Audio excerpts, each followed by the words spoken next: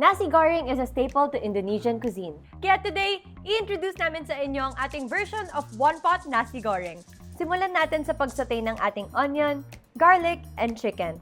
Pagkatapos, ilagay ang dried hibe, then ibuhos ang bigas. Cover with water, then add the sambal, sugar, and Maggi Oyster Sauce.